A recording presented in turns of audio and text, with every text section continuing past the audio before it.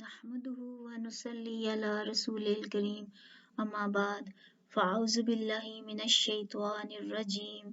बिस्मिल्लाहिर रहमानिर रहीम rabbi इश्रह ली सदरी व यस्सिर ली अमरी वहलुल उक़दतम मिन लिसानी यफ़क़हू क़ौली अल्लाहुम्मा फ़क़्क़िहना फ़िद्दीन क़ुल रब्बि ज़िदनी इल्मा। अस्सलामु अलैकुम व रहमतुल्लाहि व बरकातुहू। आज हम पढ़ेंगे सूरत बकरा की आयत नंबर 27 यानी 27। गौर से तवज्जो के साथ सुनिएगा, मोहब्बत के साथ सुनिएगा। शुरू करते हैं।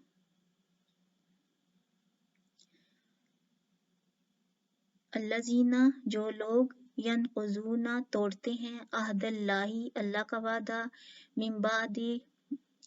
बाद से मीसाक़िही पुख्ता इकरार व यक़तऊना और काटते हैं मा अमरा जिसका हुक्म दिया अल्लाह ताला ने बिही इससे अन यूसला कि वो जोड़े रखे व युफ़सिदूना और वो फसाद करते हैं फिल अर्ज़ी ज़मीन में। उलाइका वही लोग हैं वो अल खासिरून नुकसान उठाने वाले हैं। बामावरा तर्जुमा। जो लोग अल्लाह ताला से किए हुए पुख्ता अहद को तोड़ देते हैं और जिन रिश्तों को जोड़ने का हुक्म दिया उन्हें काटते और ज़मीन में फसाद फैलाते हैं, यही लोग नुकसान उठाने वाले हैं।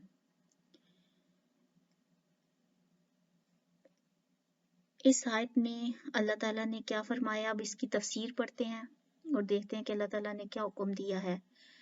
तमाम मुफस्सरीन ने अल्लाह के ऐद से मुराद वही ऐद लिया है जिसका तफसीली तज़किरा सूरत अल-अराफ आयत नंबर 172 में आया है, जिसका खुलासा ये है कि जब अल्लाह ताला ने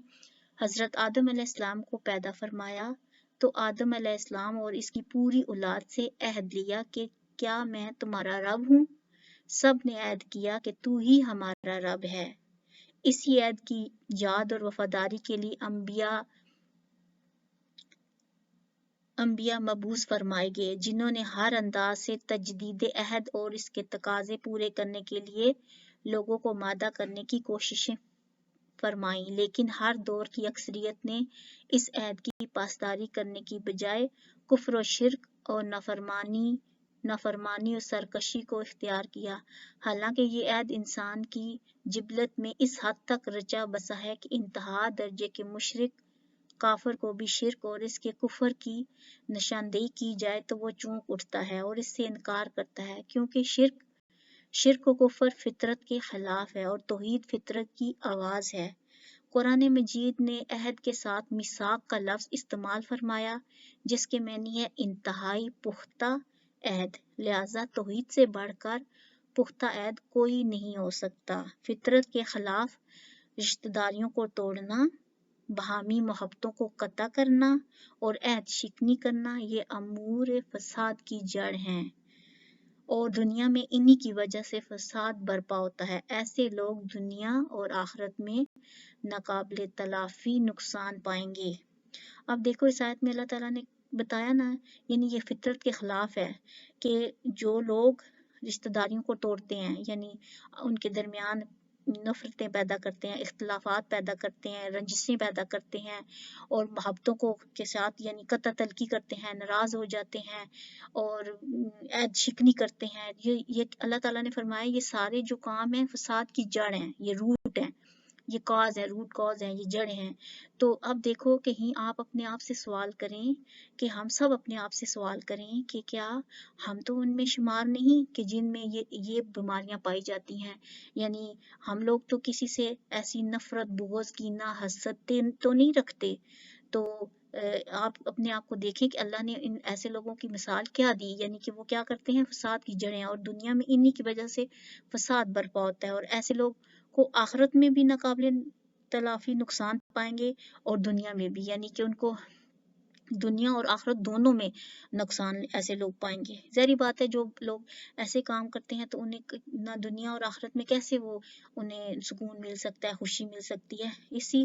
آگے آتی ہے حدیث، مسند احمد کی حدیث میں آتا ہے کہ حضرت انس رضی اللہ تعالیٰ عنہ فرماتے ہیں ہمیں جب بھی رسول اللہ صلی اللہ علیہ وسلم خطبہ ارشاد فرماتے تو کہتے جو ایمانت دار نہیں وہ ایماندار نہیں، اور جو بد عہد ہے وہ دیندار نہیں۔ یعنی کہ اس حدیث کا کیا مطلب ہوا کہ جو لوگ ایمانت میں خیانت کرتے ہیں، یعنی ان کی ایمانت میں یعنی ڈس آنیسٹی ہوتی ہے، وہ تو کیا ہوتا ہے ایسے لوگوں کا، وہ ایماندار نہیں ہوتے، اور جو بد عہد ہوتے ہیں وہ دیندار نہیں ہیں۔ آگے مسلم کی حدیث آ رہی ہے، اس میں حضرت عائشہ رضی اللہ تعالیٰ عنہ بیان کرتی ہیں کہ رسول کریم صلی اللہ علیہ وسلم فرماتے ہیں رحم عرش کے ساتھ لپٹ کر کہتا ہے جو مجھے ملائے اللہ اس سے ملائے، اور جو مجھے کاٹے اللہ اسے کاٹ ڈالے۔ اب دیکھو اس حدیث کا کیا مطلب ہے۔ دیکھو رحم کہتے ہیں جہاں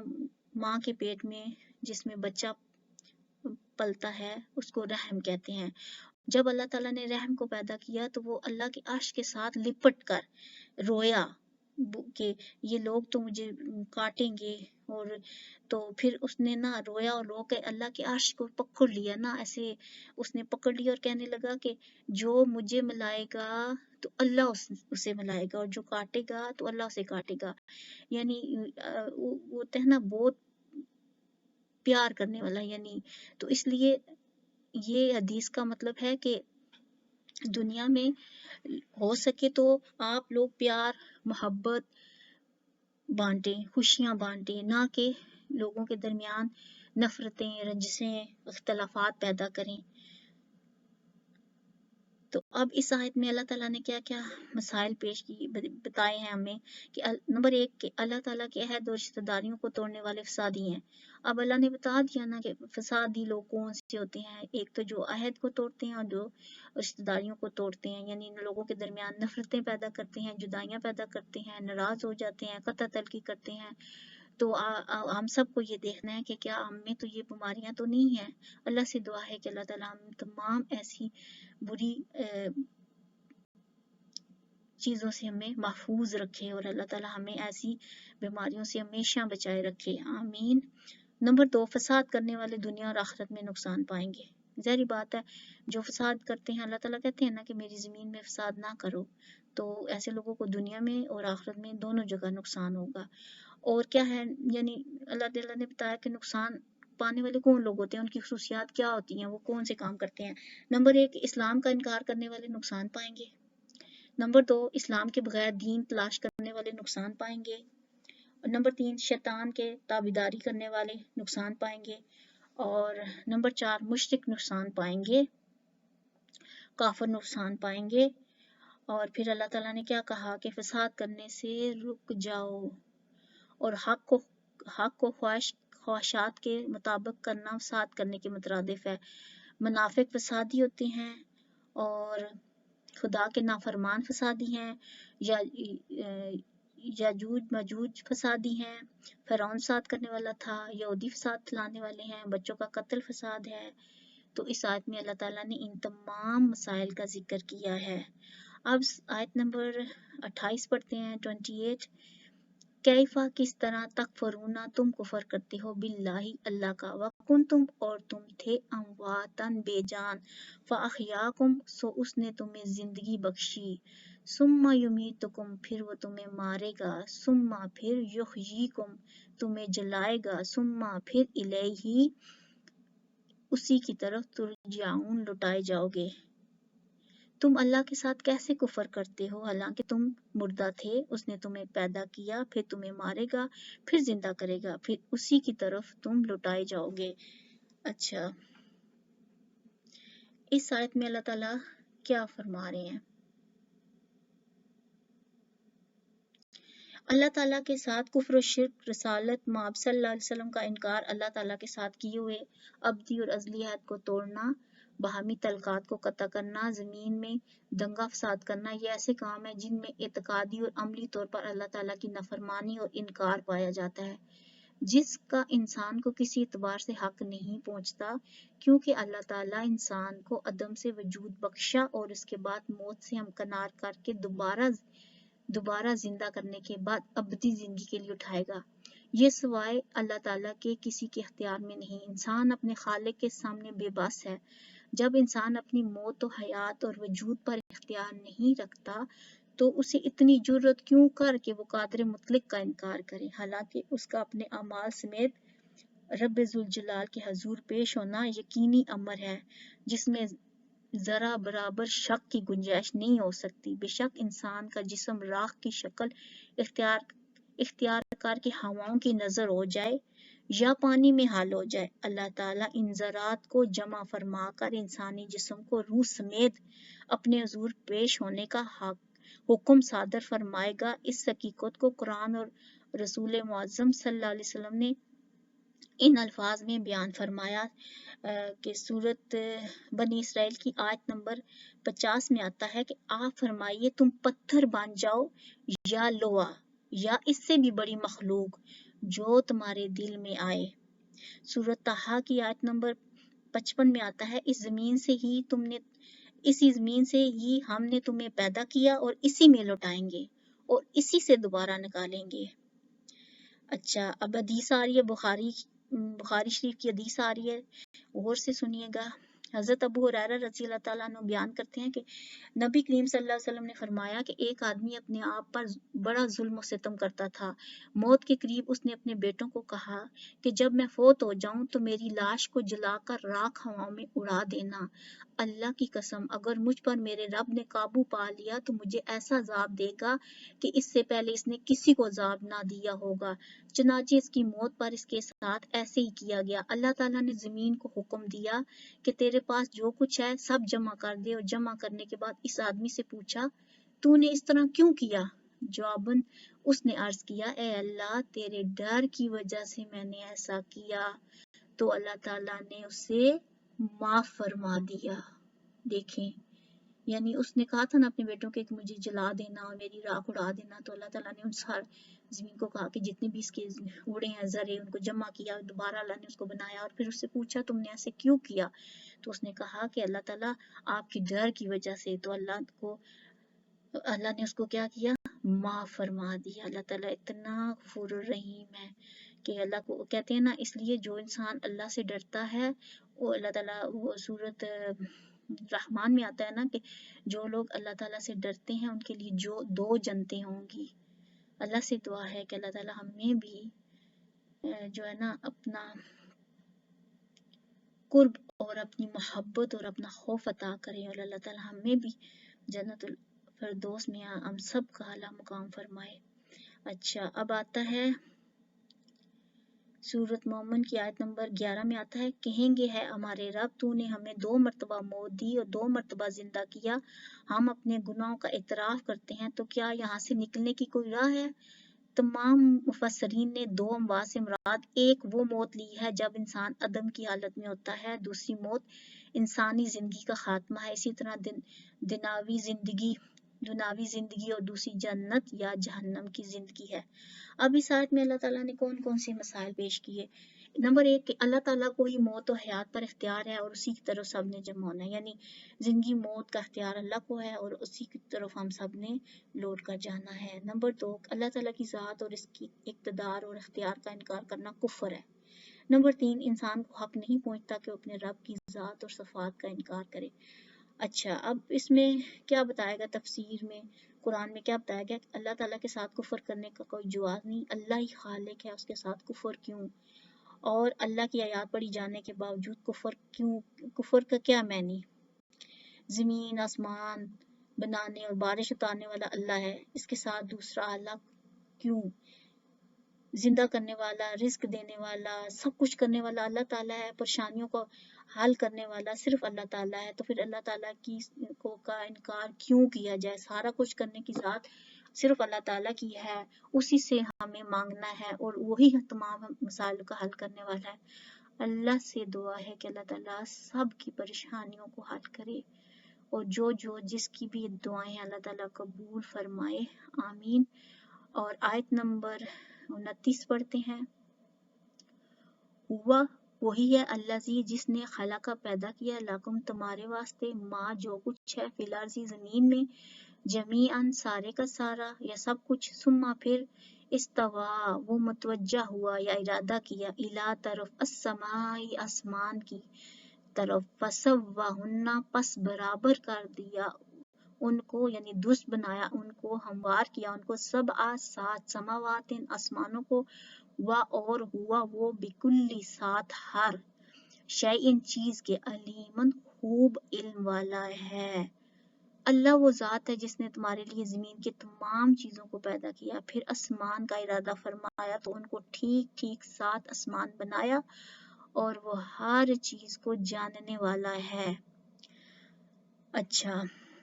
ربط کلام اینڈ یعنی کہ اللہ تعالیٰ نے موت و حیات کا مالک ہے اس نے انسان کو بے اختیار خلیفہ نہیں بنایا بلکہ سب کو اس کے لیے پیدا کیا اور ایک حد تک زمین کا نظام انسان کے حوالے کیا تاکہ اس کی آزمائش کرے اس رکوع کی ابتدا توحید اور انسانی تخلیق کے تذکرے سے ہوئی تھی اب اس خطاب کا اختتام اللہ کی توحید پر کرتے ہوئے فرمایا جا رہا ہے کہ وہی تمہاری موت و حیات اور فنا بقا کا مالک ہے یعنی اللہ اور اسی کے سامنے تم نے پیش ہونا ہے اس نے فقط تمہیں ہی پیدا نہیں فرمایا بلکہ زمین کی ہر چیز تمہارے لیے پیدا فرمائی اس کے بعد وہ عرش معلیٰ پر قائم ہوا جس طرح اس کی شایان شان ہے حضرت آدم علیہ السلام کے احترام و مقام کے پیش نظر یہ چیزیں پہلے ہی اس لیے بنائی اور سجائی گئی تاکہ مکین سے پہلے مکان مہمان سے پہلے دسترخوان مخدوم سے پہلے خدام حاکم سے پہلے اس کی ریاست تشکیل پائے نہ صرف ان کو آدم علیہ السلام کے لیے بنایا گیا بلکہ ان کو بنا کر بنی نوع انسان کے لیے مسخر بھی کر دیا گیا سورۃ الجاثیہ آیت نمبر 13 میں آتا ہے کہ استوا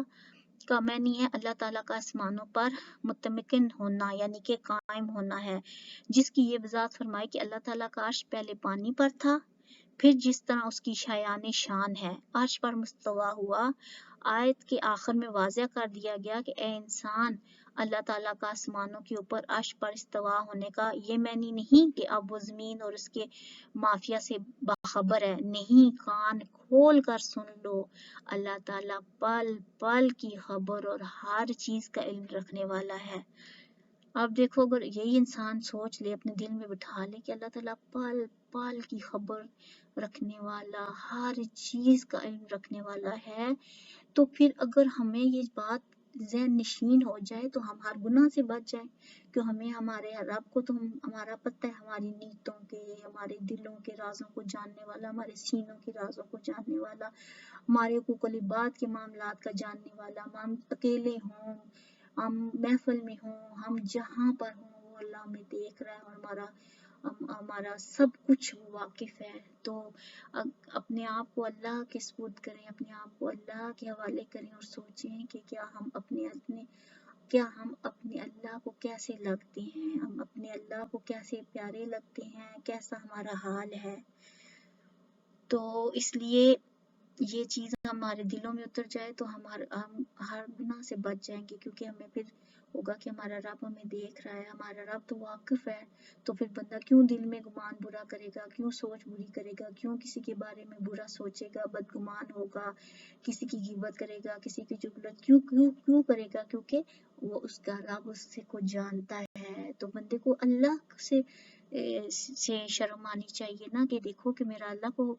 کو پتہ چلے تو ہمارا کیا حال ہو تو اللہ سے دعا ہے اس لیے